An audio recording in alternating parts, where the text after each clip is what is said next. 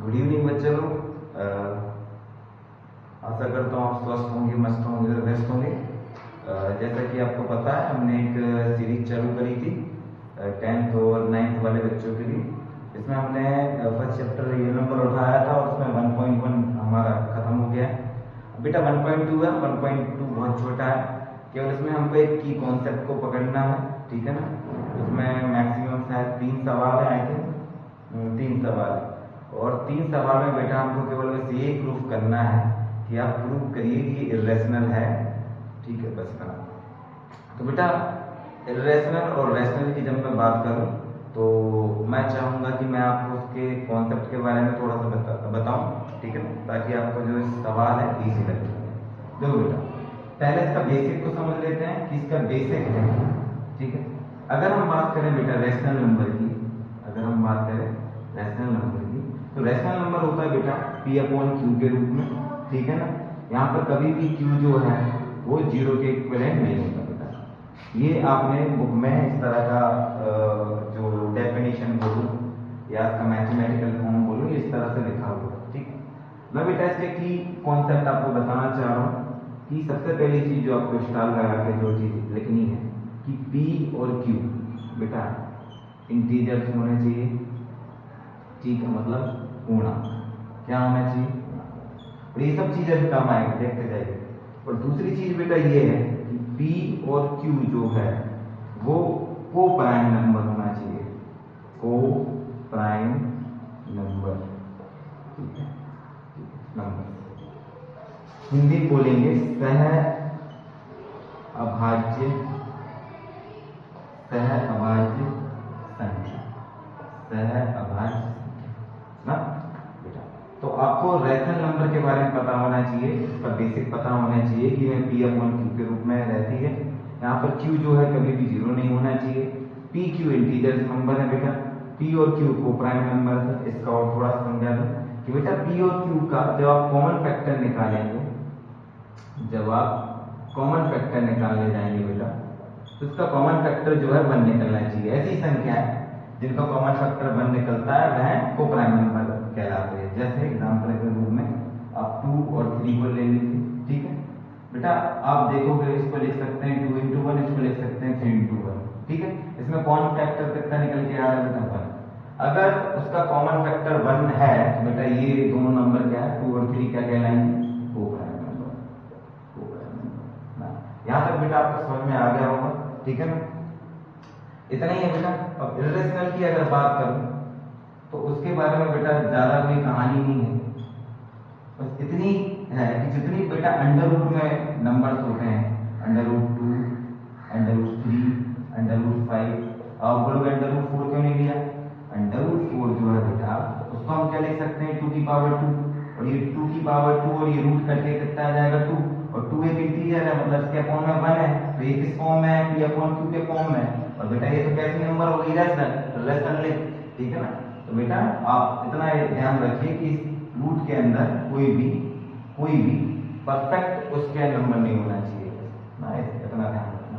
जैसे √7, ठीक है ना, ये सब बेटा क्या है, रैशनल नंबर है, ठीक है। अब ध्यान से देखिए बेटा, अगर इतनी चीज आपने इस बेसिक को अगर आपने ध्यान से पढ़ लिया बेटा, तो अब जो सवाल है वो चुटकियों के सवाल है, सवालों में कुछ रखा ही नहीं, देखते जाइए। और कुछ चीजें बेटा मैं बताना चाह रहा हूँ। जैसे अगर हम रैशनल नंबर की बात करें तो बेटा हम 1/2 एक रैशनल नंबर है, 2/3 एक रैशनल नंबर है।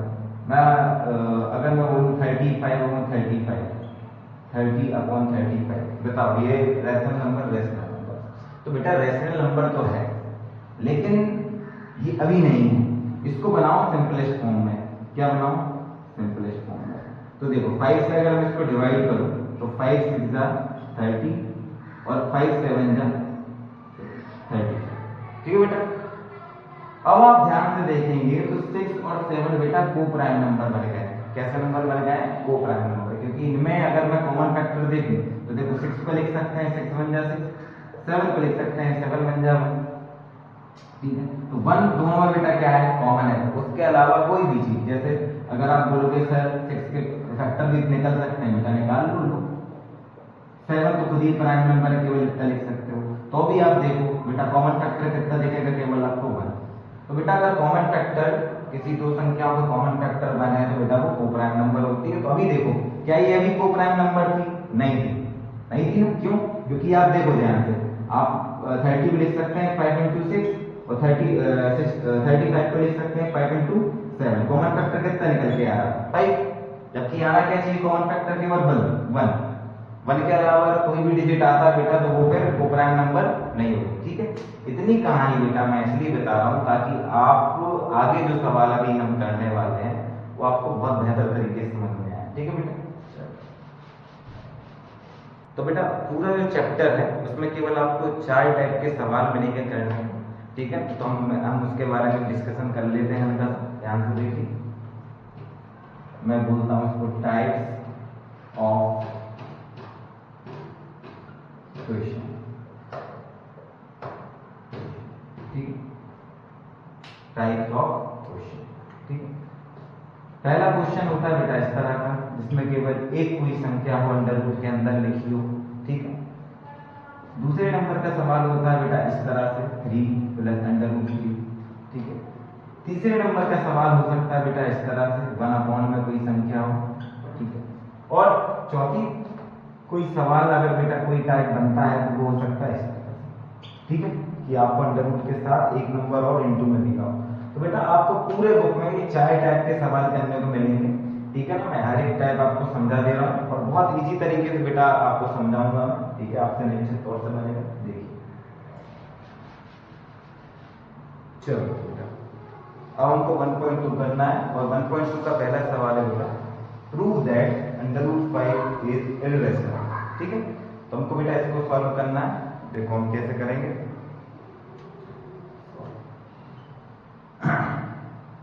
सबसे पहले बेटा मान लो कि अंडर रूट 5 एक रैशनल नंबर है। ठीक है, लेट assume that, क्या assume कर रहे हैं कि under root 5 is a rational number. Rational number, ठीक है, under root 5 is a rational number. यहां तक कोई दिक्कत बेटा? हर सवाल में, इस तरह के सवाल में आपको अज्यूम करना पड़ेगा। अगर ये एक रैशनल नंबर है तो इसको हम कैसे लिख सकते हैं? Under root 5 equal to a/b where b not equal to 0। यहाँ तक कोई दिक्कत होनी नहीं चाहिए बेटा।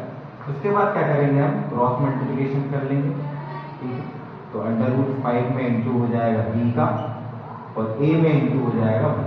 ठीक है, अब क्या करना है? आपके पास आ गया अंडर रूट 5b, यहाँ आ गया a। अब क्या करो? बोथ साइड स्क्वायर कर दो बेटा। बोथ साइड स्क्वायर, ठीक है, मतलब अंडर रूट 5b का होल स्क्वायर और यहाँ पर a का होल स्क्वायर। तो बेटा आपके पास जाएगा अंडर रूट 5 का स्क्वायर होगा तो 5 हो जाएगा और b स्क्वायर और यहाँ आ जाएगा a स्क्वायर। यहाँ तक कोई दिक्कत बेटा होनी नहीं चाहिए। ठीक है, अब देखो इसको दे दो इक्वेशन नंबर 1। ठीक है, अब ध्यान से देखना बेटा, अगर ये संख्या जो b वाली है इसके इंटू में 5 है, इसका मतलब ये 100% है कि ये जो भी संख्या आएगी ये 5 से डिवाइड होगी। ठीक है बेटा, अगर बीच में आप इक्वल का साइन लगा रहे हो तो जाहिर सी बात है a भी कोई ऐसी संख्या होगी बेटा जो 5 से डिवाइड होगी। ठीक है ना, तभी तो आप बीच में क्या लगा रहे हो? बराबर। तो बेटा देखो अब मैं क्या कर सकता हूँ? We can write a equal to 5c ना। a भी बेटा कोई ऐसी संख्या होगी जो 5 के मल्टीपल में होगी। ठीक है ना, क्योंकि जब ये 5 के मल्टीपल में है तो ये भी बेटा कोई ऐसी संख्या होगी जो 5 के मल्टीपल में होगी। और c को आप बोल सकते हैं, c क्या है बेटा? एक इंटीजर। क्या है बेटा? एक इंटीजर। अब देखो जरा ध्यान से, इसको बोल दो इक्वेशन नंबर। ठीक है, ठीक है, put the value of a in equation number 1। ठीक है, तो ध्यान से देखो इक्वेशन नंबर 1 क्या आती है हमारे लिए? 5b² और a की जगह क्या रखना है? 5c का स्क्वायर। तो बेटा ये हो जाएगा 5b², 5 का स्क्वायर करोगे 25 और ये हो जाएगा c। अब बेटा एक चीज आपको दिख रही होगी ध्यान से, ये नंबर 5 5 5 का मल्टीपल है ही, और 25 भी 5 का मल्टीपल है, ठीक है। अब देखना बेटा, यहाँ पर एक कॉमन फैक्टर निकल के आ रहा है, एक क्या आ रहा है, कॉमन फैक्टर निकल के आ रहा है जो कि 5, क्या है 5 है। और बेटा हमने अब भी रैशनल नंबर पढ़ के आए हैं इसके पहले, और हमने यही पढ़ा है कि ये दोनों जो नंबर होना चाहिए ना बेटा, वो कैसे नंबर होना चाहिए, कोप्राइम। क्या होना चाहिए, कोप्राइम। मतलब इनका जो कॉमन फैक्टर है वो कितना आना चाहिए, केवल 1, और यहाँ पर कॉमन फैक्टर कितना आ रहा, 5। तो ये बेटा क्या हो गया, एक प्रकार का कॉन्ट्राडिक्शन। क्या हो गया बेटा, कॉन्ट्राडिक्शन। मतलब हिंदी में बोलेंगे विरोधाभास। क्या हो गया बेटा, विरोधाभास। तो आखिरी में बेटा बस एक लाइन लिखनी है यहाँ पर, वो मैं यहाँ लिख दे रहा हूँ। सो प्रूव दैट, ठीक है। अब बेटा देखो ये तो क्लियर है कि अगर 5 कॉमन फैक्टर है इसका, तो ये रैशनल तो नहीं, तो क्या हुई, इररेशनल। तो prove that √5 is A irrational number, बस इतना करना था बेटा, ठीक है। तो फिर से देखो बेटा, √5 को हमने रैशनल माना, मतलब a/b, यहाँ पर b कभी भी 0 के बराबर नहीं हो सकता। फिर हमने क्रॉस मल्टीप्लिकेशन करवा दिया, तो b इधर चला गया, 1 इधर चला गया, और उसके बाद हमने स्क्वायर किया, तो आ गया 5b² = a²। इसको इक्वेशन नंबर 1 नाम दे दिया। उसके बाद हमें पता है कि बीच में अगर इक्वल का साइन है, अगर ये संख्या 5 के मल्टीपल में है, तो ये भी संख्या 5 के मल्टीपल में होगी। तो हमने ए को क्या एज्यूम कर लिया, क्या मान लिया, 5c। यहाँ पर c हमने कोई तीसरा इंटीजर मान लिया कि ठीक है ये कोई अदर इंटीजर है, ठीक है। हमने फिर क्या किया, इसको इक्वेशन नंबर 2 नाम दे दिया, और इक्वेशन नंबर 1 में a की जगह कितना पुट कर दिया, 5c। कहाँ कर दी, ये 5c, 5 का स्क्वायर किया 25 और c स्क्वायर। अब हमको एक चीज देखने को आ रही थी बेटा कि इसमें कॉमन फैक्टर कितना आ रहा था, 5। देखो 5 भी किसका मल्टीपल है, 5 का, और 25 भी किसका मल्टीपल है, 5 का। तो यहाँ पर एक कॉमन फैक्टर दिख रहा होगा ना बेटा। आप 25 को क्या लिख सकते हैं, 5 × 5 लिख सकते हैं कि नहीं। तो देखो ये भी 5 और ये भी 5, कॉमन फैक्टर कितना नजर आ रहा है, 5। और जबकि रैशनल नंबर अपने आप में क्या होती है, कोप्राइम नंबर, कॉमन फैक्टर कितना आना चाहिए, 1, और यहाँ कितना आ रहा है, 5। तो बेटा ये एक प्रकार का क्या हो गया, कॉन्ट्राडिक्शन। तो आपने माना था रैशनल, लेकिन बेटा ये विरोधाभास हुआ, इसलिए वो क्या है, इररेशनल, ठीक है। तो बस बेटा इतना सा करना है, ठीक है।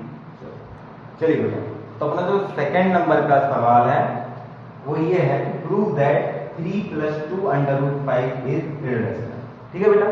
चलो तो अभी जैसा जैसा किया था बेटा वो ही प्रोसेस अपनाना है, बस थोड़ा सा अलग है। और बेटा वो पहले नंबर का सवाल है, उस तरह का जो सवाल रहता है √3, √5, √2, उसमें बेटा थोड़ा सा लॉन्ग होता है, इसलिए अपना इतना बोर्ड भरा गया था। लेकिन ये ऐसे सवाल है बेटा, इसमें इतना कुछ नहीं होना, ध्यान से देखना, बड़ा इजी सवाल है। देखो सबसे पहले क्या करना है बेटा कि हमको अस्यूम करना है, ठीक है। लेट्स अज्यूम, ठीक है। क्या अज्यूम कर रहे हैं, हम अज्यूम कर रहे हैं कि 3 + 2 √5 इज ए रैशनल। क्या बोल रहे हैं कि रैशनल है, ठीक है।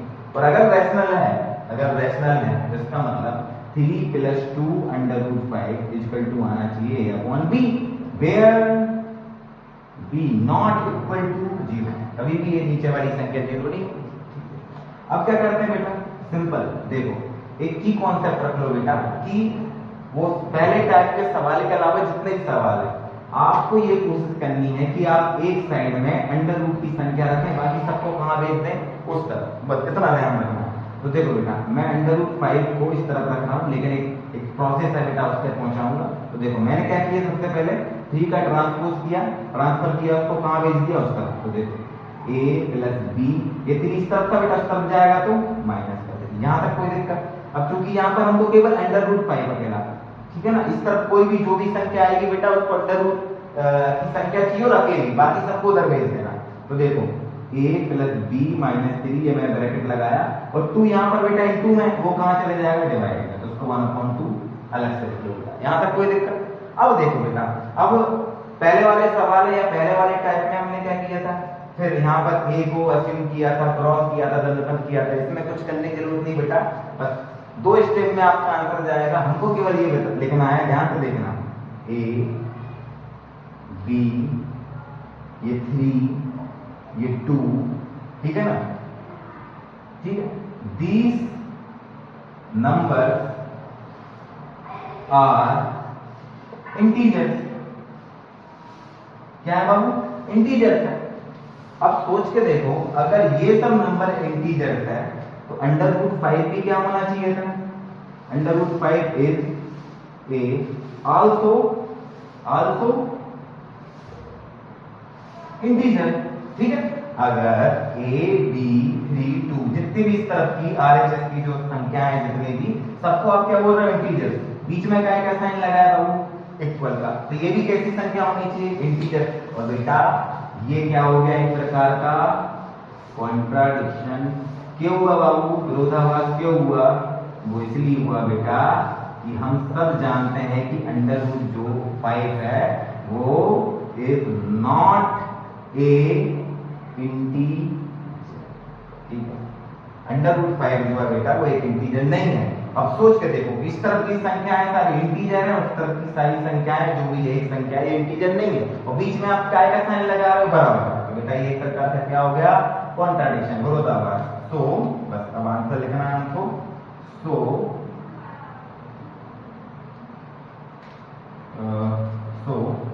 prove that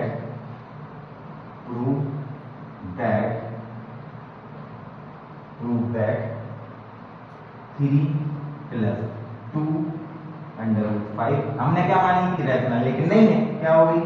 is a irrational number. ये हो आपका सेकंड सवाल।